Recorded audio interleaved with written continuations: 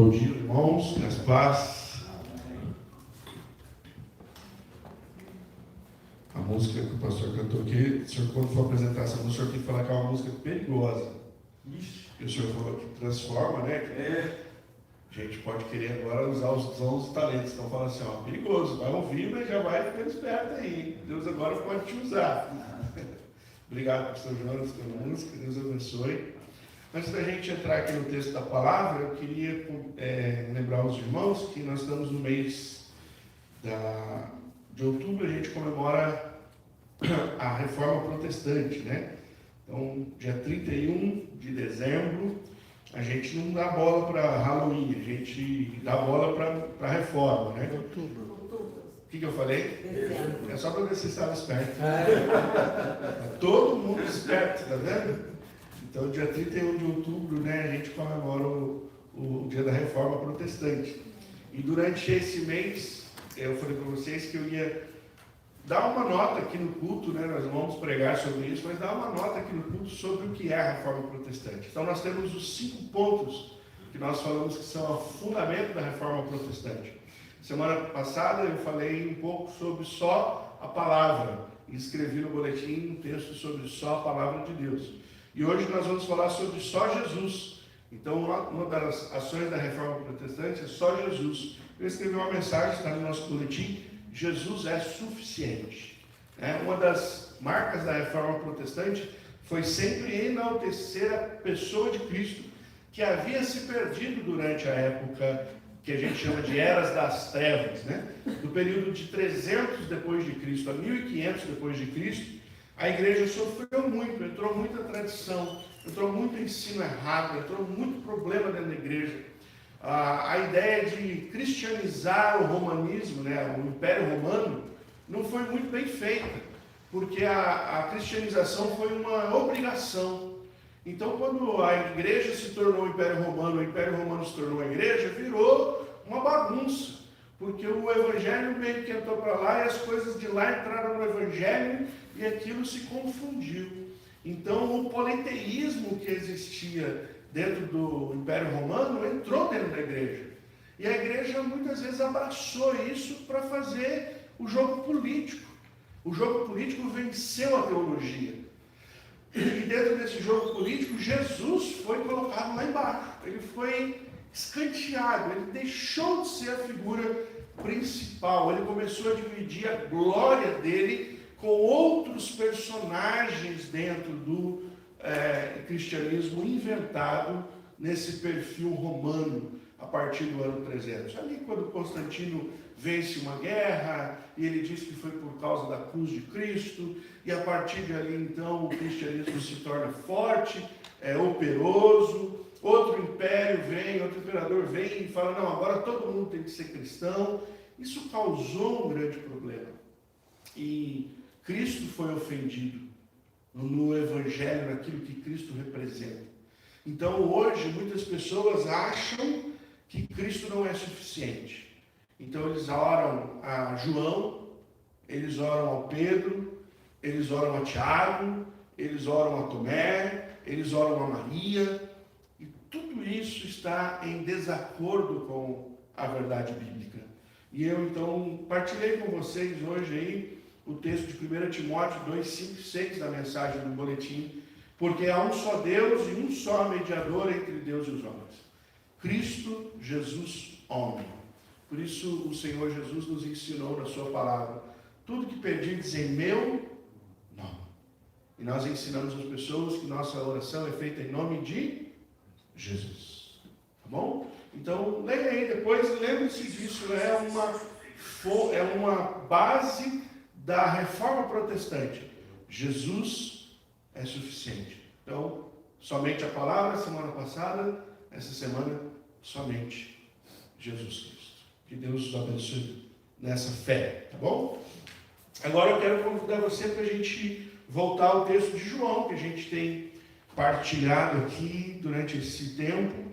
Nós estamos no Evangelho de João, capítulo 11, chegamos à metade deste Evangelho. Esse trecho que nós vamos ver hoje é um trecho logo depois daquela grande manifestação da divindade de Jesus. quando ele chama o seu amigo Lázaro para fora, depois de 4 dias estando morto. Aqui é uma ressurreição diferente, é algo que ninguém podia fazer, somente Deus poderia trazer de volta alguém que estava morto por 4 dias. Jesus faz isso. Mas nós vimos no texto da ressurreição que a ênfase não é a ressurreição, embora o grande milagre seja a ressurreição. Ali 3 grupos que vão mostrar para nós a sua fé. Há o grupo das irmãs de Lázaro, Marta e Maria. Elas vão representar ali a fé delas. Uma fé que sim, acreditava que Cristo podia curar Lázaro, mas decepcionada. Uma fé decepcionada porque Jesus chegou atrasado. Jesus chegou e Lázaro não está mais doente. Lázaro está morto. E agora? Como que pode? O que vai acontecer? Então Marta ainda fala para Jesus: olha, eu sei, Senhor, que meu irmão vai ressuscitar lá no último dia. Eu creio nisso. Marta ainda declara a sua teologia, aquilo que estava aprendendo com Cristo. Mas eles não tinham como alcançar a ideia de que o Senhor fosse trazer Lázaro para fora. E um outro momento ali de fé que a gente viu a semana passada é a fé de Cristo. Cristo expõe a sua fé no Deus Pai na sua oração. Quando ele vai ressuscitar Lázaro, ele para, está todo mundo olhando, e ele ora antes. E ele diz: Senhor, eu sei que tu me ouves, mas agora, para que estes também creiam que o Senhor me ouve. Eu estou falando isso. Então Jesus expõe ali a fé dele e mostra a sua comunhão, mostra a sua unidade com o Pai. Então, enquanto Maria e Marta tinham uma fé um pouco desconfiada, a fé de Cristo era a fé de que o Deus Todo-Poderoso, juntamente com ele sendo Deus Filho, juntamente com o Espírito Santo, a ação da Trindade iria ser demonstrada ali. Lázaro viria para fora. Nós pensamos um pouquinho sobre como está a nossa fé. Às vezes a nossa fé é como Marta. Nós temos uma fé teológica brilhante. Eu sei que o Senhor vai ressuscitá-lo no último dia, mas a nossa fé falha quando nós precisamos colocá-la em prática. Quando nós precisamos ver a ação de Deus no dia a dia. Ali a gente... Puxa, se Deus tivesse feito isso, se Deus tivesse feito daquela maneira, a gente tem essa fé de Marta. Ou a gente tem, às vezes, a fé de Maria, né? Nós vimos Maria chega e ela adora Jesus. Enquanto Marta chega para conversar com Jesus, Maria deita aos pés de Jesus. E ela clama ao Senhor. Às vezes a nossa fé é como a de Maria também, é uma fé avassaladora. Nós celebramos a Deus. Não importa quem está do lado, nós estamos aqui para celebrar. Nós adoramos. E quem dera a nossa fé seja como a de Cristo, que em nenhum momento duvida da ação do Pai.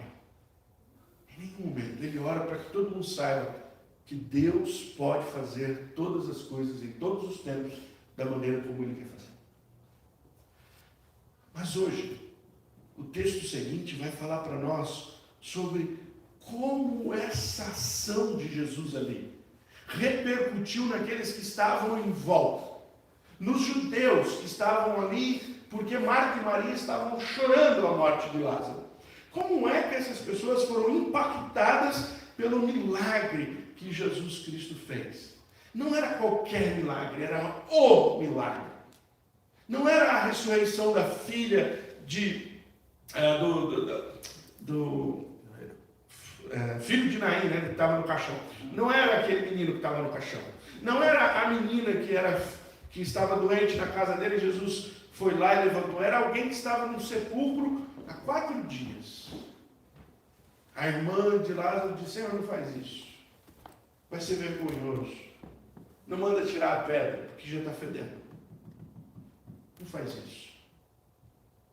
Jesus disse: não, só confia. Eu falei para você, se você crer, você vai ver a glória de Deus. Tira a pedra. Não importa quantos dias. Ele vai voltar. O Deus da ressurreição estava ali. O Senhor da vida estava ali. O que esse milagre causou nas pessoas que estavam em volta? Você já pensou em ter uma maquininha do tempo, voltar e ser uma das pessoas que ficam ali vendo esse grande milagre acontecer, como é que você se envolveria com isso? O que um milagre desse mudaria a sua perspectiva sobre Deus? O que um milagre desse mudaria a sua forma de ver Deus? Como é que as pessoas ali viram este milagre? Então, no texto de hoje, a gente vai olhar para isso e ver o que esse milagre produziu. Mas antes, faz-se necessário lembrar que Jesus já teve outros grandes milagres pontuados por João. Milagre dos pães e peixes. O que aconteceu? Jesus multiplicou pães e peixes e alimentou uma multidão. O que aconteceu? O resultado, o fruto desse milagre foi que muitos abandonaram o Senhor. A gente não entende muito essa perspectiva humana sobre o milagre, porque a gente olhando para o texto diz, bom, muitas pessoas se dobraram a Jesus, mas quando a gente lê o texto, a gente vê que a ênfase do autor é, muitos abandonaram Jesus. Jesus fez um milagre de curar um paralítico que estava naquela posição há 38 anos. O que isso causou? Um avivamento. As pessoas começaram a andar atrás de Cristo, as igrejas lotaram. Não, causou perseguição, porque Jesus desobedeceu o sábado. Mandou o homem levar a maca dele no sábado. O grande milagre de um paralítico andando 38 anos após, causou perseguição. E o último milagre que vimos há poucos cultos atrás, é o milagre do cego de nascença. Um homem que não via desde que nasceu, nunca viu. Estava lá, e Jesus passa por ele e o cura. O que esse milagre causou? Quais foram os frutos? Perseguição. Porque Jesus mandou o homem andar até o tanque de Betesda no sábado, para lavar o rosto. Porque Jesus curou no sábado. O poder da religião é tão grande que as pessoas não conseguiam se aproximar de Cristo. E agora? O milagre de Lázaro, o que será que produziu? Vamos ler o texto? Eu quero convidar você a ler João 11, do verso 45 ao 57. Se você não trouxe sua Bíblia, o texto está aí no boletim. Você pode acompanhar. Muitos dos judeus que tinham vindo visitar Maria, vendo o que Jesus havia feito, creram nele. Outros, porém, foram até os fariseus e lhes contaram o que Jesus havia feito. Então os principais sacerdotes e os fariseus convocaram o sinédrio e disseram: o que estamos fazendo, uma vez que este homem opera muitos sinais? Se o deixarmos assim, todos crerão nele. Depois virão os romanos e tomarão não só o nosso lugar, mas a própria nação. Mas um deles, Caifás, que era o sumo sacerdote naquele ano, advertiu-os dizendo: vocês não sabem nada. Não entendem que é melhor para vocês que morra um só homem pelo povo e que não venha o povo a perecer? Que não venha a perecer toda a nação? Ora, Caifás não disse isso por conta própria, mas sendo ele sumo sacerdote naquele ano, profetizou que Jesus estava para morrer pela nação, e não somente pela nação, mas também para reunir em um só corpo os filhos de Deus que andam dispersos. Desde aquele dia resolveram matar Jesus. Assim sendo, Jesus não andava publicamente entre os judeus, mas retirou-se para uma região vizinha ao deserto, para uma cidade chamada Efraim, onde permaneceu com os discípulos. Estava próximo à Páscoa dos judeus, e muitos daquela região foram a Jerusalém antes da Páscoa se purificar. Lá o procuravam Jesus, e estando no templo diziam uns aos outros: o que vocês acham? Ele não virá à festa? Ora, os principais sacerdotes e os fariseus haviam ordenado que, se alguém soubesse onde ele estava, o denunciasse, para que pudessem prendê-lo. Vamos orar? Senhor, obrigado pela tua palavra nessa manhã. Que esse texto fale no nosso coração. Que sejamos impactados pela tua palavra. Que ela cause mudança no nosso ser, para a glória do nome de Jesus. Assim oramos. Amém. Então, irmãos, olhando para o texto de hoje, rapidamente a gente vai ver aqui 3 coisas que esse texto produziu. Primeira coisa, o milagre da ressurreição de Lázaro produziu conversão. O texto é muito claro ao anunciar que alguns que ali estavam creram em Jesus. E já que nós vamos falar sobre crer, a gente precisa entender de fato como era crer. Como era crer em Jesus? Por que a palavra de Deus muitas vezes diz, agora sim esses creram em Jesus? Creram e andaram com Ele. Creram no que Jesus ensinou. Porque hoje a gente, 2000 anos após, a gente meio que, esfarelou a ideia da crença. A gente meio que fez igual, suco tangue. A gente pega um pouquinho de suco ali, um monte de água, né? A gente fez isso com a fé. A gente acha que crer agora é um negócio mais diluído. A gente não entende o que era crer de fato. Quando a Bíblia diz, essa pessoa creu em Jesus. Quando a Bíblia diz, estes creram. A gente está distante de 2000 anos. A gente precisa dar um pulo lá nas Escrituras e entender o que era crer em Cristo. Por que essas pessoas creram nele? Há um texto muito importante que eu gosto sempre de ler e ensinar para as pessoas quando eu vou falar sobre crer. É Romanos capítulo 10, verso 9 e 10. Não sei se você já leu esse texto. Romanos 10, 9, 10, ele diz assim: se com a tua boca confessares a Jesus como Senhor, e no teu coração creres que Deus o ressuscitou dentre os mortos, serás salvo. E eu me lembro que quando garoto a gente fez uma campanha evangelística uma vez, na igreja, e nós aprendemos sobre isso. E dentro dessa campanha evangelística a gente saía nas ruas, a gente parava as pessoas e falava com elas, e a gente ia na casa delas, e a gente falava para elas o seguinte: você crê em Jesus? Crê. Então é o seguinte, você precisa confessar que Jesus é o Senhor. Você pode confessar? A pessoa diz, eu confesso que Jesus é o Senhor. Você crê que Jesus ressuscitou dentre os mortos? Você acredita que Jesus ressuscitou dentre os mortos. E a gente orava, eu ficava empolgado. E ali a gente dizia, uhul, uma alma salva. A gente voltava para a igreja com um caderninho. Salvamos 5 hoje. Aquelas pessoas nunca iam na igreja. Elas nunca davam fruto do Evangelho. Mas para nós, elas estavam testificadas como pessoas que creem. E aí, eu comecei a estudar a Bíblia, fui para o seminário, aí eu fui fazer um negócio que a gente aprende a fazer com as Escrituras. Que é não falar o que a gente quer que a gente quer falar, mas é deixar a Escritura falar o que ela precisa falar. E eu fui na bobagem de fazer uma teologia sobre Romanos. E eu fui ver o que Paulo estava querendo falar em Romanos. E eu descobri que em Romanos, se você dissesse que outro era Senhor além de César, você tinha a sua cabeça a pé. É muito fácil, é muito confortável você dizer que Jesus Cristo é teu Senhor no sofá da tua casa. É tranquilo você dizer que acredita que Jesus ressuscitou. Mas era difícil você dizer que não era mais Nero o Senhor, mas que Cristo era o Senhor. Era difícil você dizer que você não fazia mais ave César, porque agora o outro ave é o Adonai. Então quando o imperador passava no seu desfile e todo mundo dizia ave César, os cristãos ficavam com a mão para baixo.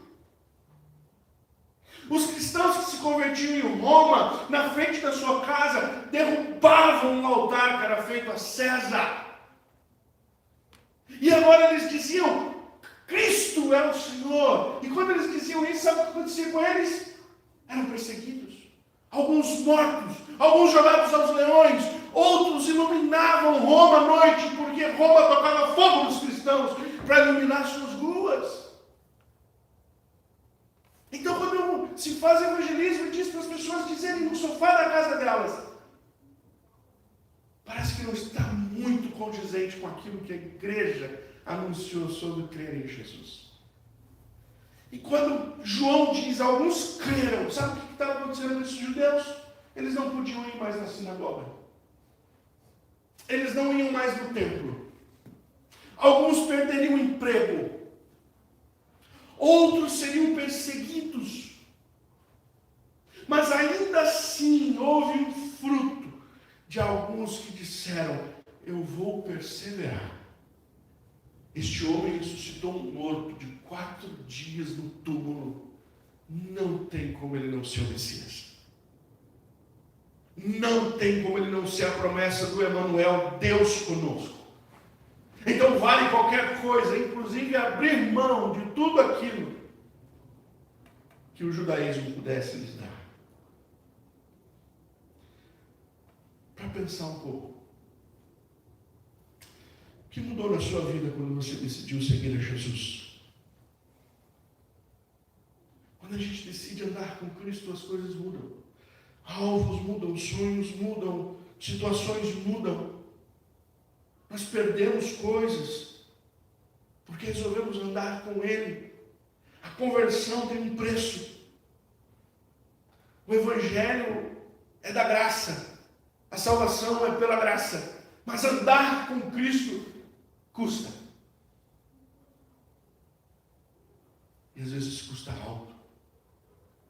Talvez para alguns desses irmãos que se converteram aqui neste dia, custou-lhes muito alto. Mas eles não podiam negar que o próprio Deus estava ali. Segunda coisa que acontece nesse texto. Além de conversão, acontece inveja e perseguição. É engraçado o texto que João diz assim: alguns creram, outros correram para fazer uma fofoca santa. Não está aí, mas é mais ou menos essa tradução. Os judeus falaram: que isso, o homem ressuscitou Lázaro, vamos lá falar para os fariseus. Mas eles não foram lá falar para os fariseus: gente, venham, Jesus ressuscitou, um homem que estava morto há 4 dias, ele é o Messias, venham, vão com a gente. Não. Eles foram lá e falaram: está ficando feio. O homem transformou a água em vinho. O homem curou aquele cego. O povo ainda fala daquele cego. O homem curou aquele paralítico. O cara estava 38 anos lá no tanque de Betesda. Todo mundo sabia o endereço que o cara ficava 38 anos. Curou ele. Agora, aqui em Betânia, do lado, ele foi lá e levantou um camarada que estava 4 dias mortos. O que vocês vão fazer com isso? E o texto é claro que a primeira coisa que eles pensaram em fazer é: como nós vamos parar o homem? Como é que nós vamos impedi-lo de fazer essas coisas? Irmãos, eles não estavam tentando impedir alguém que estava roubando, que estava destruindo patrimônio, que estava levantando um exército para ir contra Roma. Não. Eles estavam pensando em parar um líder religioso que pregava o amor e que curava pessoas e que agora tinha ressuscitado alguém que estava morto há 4 dias. Notadamente, algo que o apontava como Messias, mas eles queriam pará-lo. Ficaram apavorados. Porque se o povo cresce que ele era os Messias, eles iam perder muita coisa. Se esse povo começa a declarar que Jesus é o Messias, eles iam perder. Eles dizem no texto: os romanos virão, tirarão nossa posição, depois tirarão a nossa nação, nós vamos perder o que nós temos por causa dele. Então vamos parar com ele. Enquanto os que se convertem estão preocupados com que não estão preocupados com o que irão perder, os religiosos estavam preocupadíssimos com o que iriam perder. Eles iriam perder o controle religioso sobre o povo. Irmãos, isso é muito poderoso. Controlar pessoas pela religião. Isso é muito poderoso. Igreja de homens, igrejas de um líder só, igrejas de pessoas que são ícones. É ele é o tal, aquele é o pastorzão, aquele é o cara do chapéu, não vou falar o nome para ser grave. Aquele é o outro, aquele daquela igreja lá, é ele. Da igreja católica, aquele é o Papa, é ele. Esse poder que a religião traz, que faz às vezes o pastor fechar a porta da igreja e dizer: todo mundo aqui vai votar em um candidato que eu quero. poder religioso, irmãos, é gostoso. Afaga o coração. Pessoas que andam cegamente atrás de líderes, eles iriam perder o povo. Eles iriam perder o controle político sobre a região, porque os judeus, quando os romanos entraram, os judeus falaram, tá bom, você tomou parte, mas nós estamos aqui, vamos fazer uma ajuda. Vamos fazer um negócio aqui, religião e Estado juntos. Quem não conhece muitas escrituras, não acha errado estar nesse texto dizendo que Caifás era o sumo sacerdote neste ano. Quem não conhece as escrituras, é normal. Foi votado, levantaram os papelzinhos, 1 ano, 4 anos, vai ler, depois muda. Isso aqui já era deturpação política. Caifás estava sendo deturpado politicamente. O sumo sacerdote era eleito até morrer. Até morrer. Mas aqui o que estava acontecendo era que ele estava sendo eleito por um período. Por quê? Porque Roma tinha avaliado isso. Então já estava uma bagunça. O poder político e o poder religioso, a gente anda junto. A gente está vendo isso no Brasil, irmão. Um grupo político pega um presidente, vai lá e abraça o presidente. Esse aqui é o nosso presidente. Essa semana foi um pastorzão lá de São Paulo visitar o presidente atual para abraçar o presidente. Porque isso traz poder. Sabe o que os homens bíblicos faziam com os reis? Eles apontavam o dedo na cara, eram profetas. João Batista foi o último, morreu degolado por causa disso. Apontou o dedo na liderança do império, do judaísmo, e disse, você não podia estar vivendo com a tua cunhada, você é um idólatra, um imoral. Era assim que os homens de Deus faziam. Agora, nessa bagunça, eles querem o poder da região. Eles iriam perder a relevância frente aos seus compatriotas. Eram os fariseus, mas agora chegou Jesus. Os fariseus. Os do caminho, né, como foram chamados os cristãos no primeiro momento. Os do caminho agora são. E os fariseus? Os fariseus. Vaidade, irmãos. Eles iam perder isso. Eles iriam perder tudo que eles mais amavam. Poder, glória, vaidade, domínio. Quem ia tirar isso? Jesus. Então, vamos resolver o problema. Se alguém ia tirar isso de mim, eu tiro isso antes.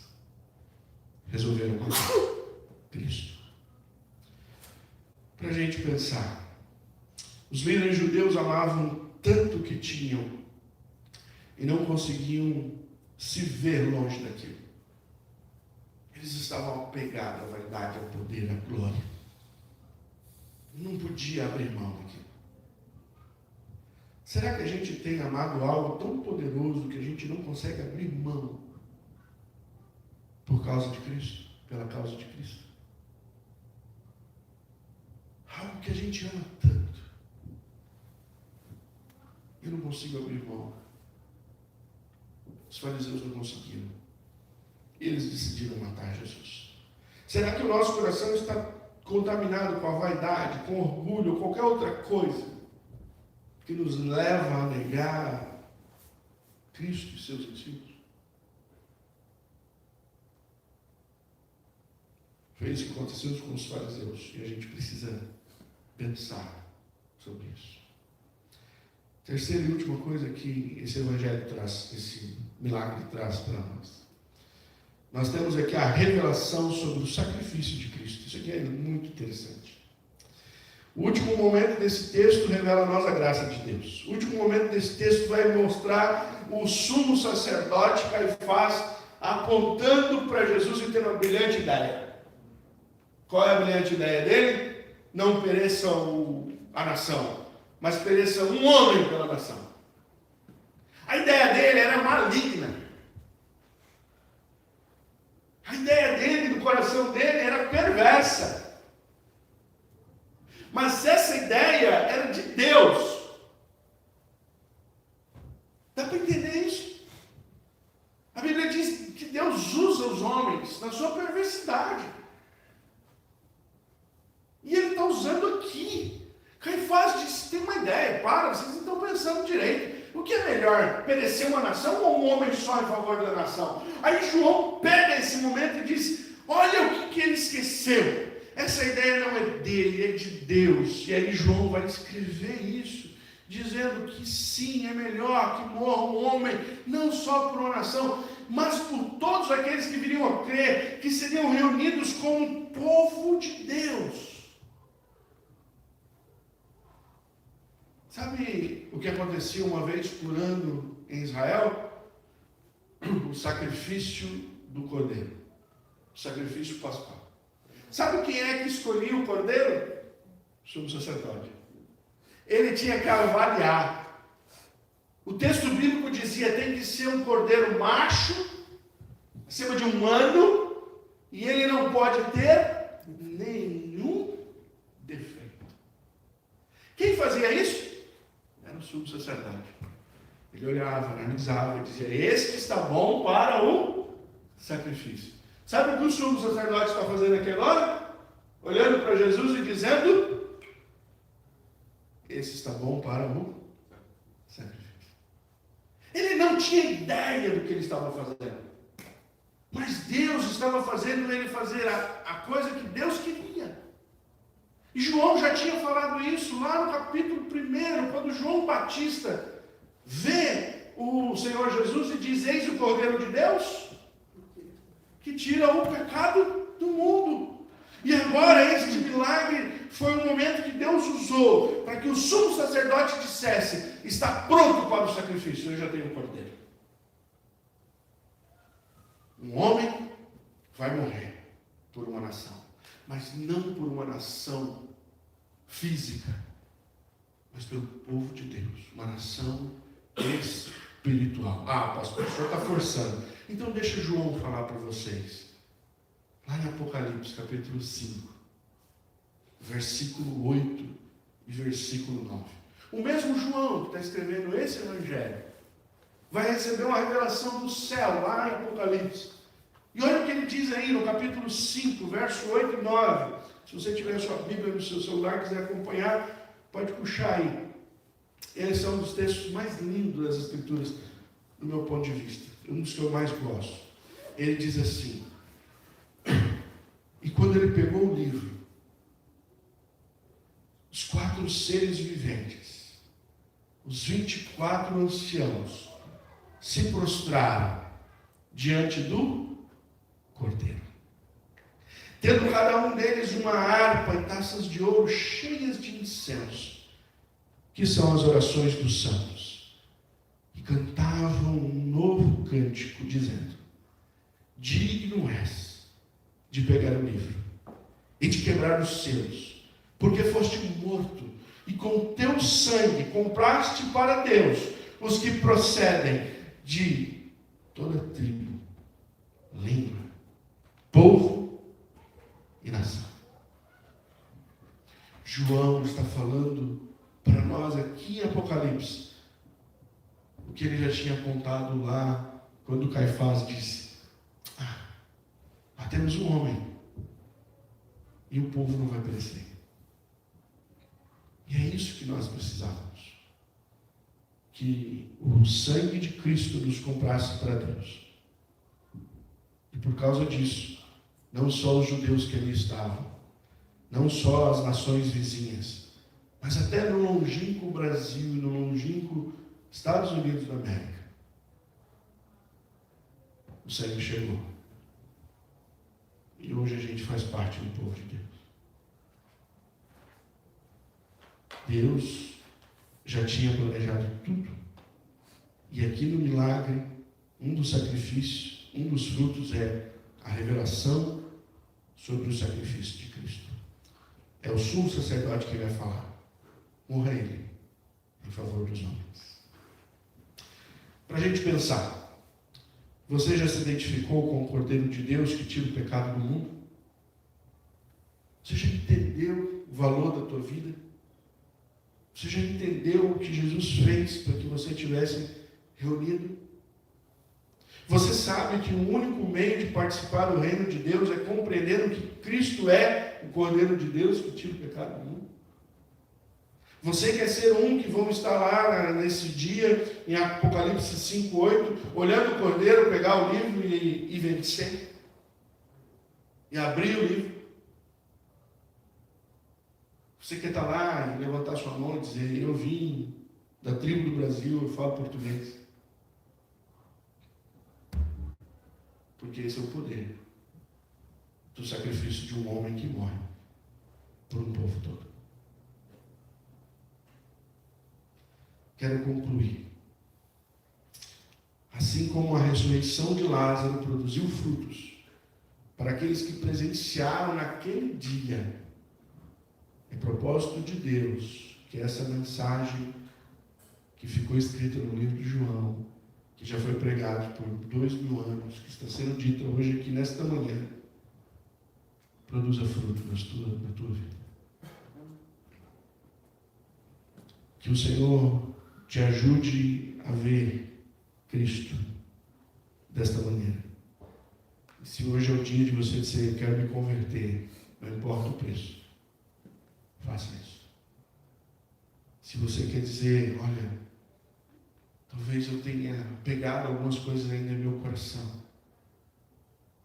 não quero perder isso, não quero perder aquilo, está tão difícil. Ore a Deus por isso. E se você ainda não tinha entendido que era necessário Cristo morrer por você, entenda isso. Seja um daqueles que estarão naquele dia, de todo povo, tribo, língua e nação, diante do Cordeiro. Vamos lá. Obrigado, Senhor, porque o Senhor tirou Lázaro da sepultura. E quando o Senhor tirou Lázaro da sepultura, os frutos foram todos esses aqui, para nos despertar o nosso coração, para uma conversão de fato, de verdade, sabendo que há preços, às vezes altos, Senhor, para andar contigo. O Senhor também requer de nós que abdiquemos, o nosso coração é vaidoso, às vezes somos como os religiosos, não queremos perder alguma coisa, e ainda estamos arraigados a estas coisas deste mundo. Que o Senhor tenha misericórdia de nós. Amém. E que o Senhor nos dê a graça e celebração do coração de confiar de que nós estaremos naquele dia diante daquele que tem poder para abrir o livro. Amém. Porque com o sangue dele nos comprou para a glória de Deus Pai. Te agradecemos e oramos em nome de Jesus. Amém. Deus abençoe os irmãos.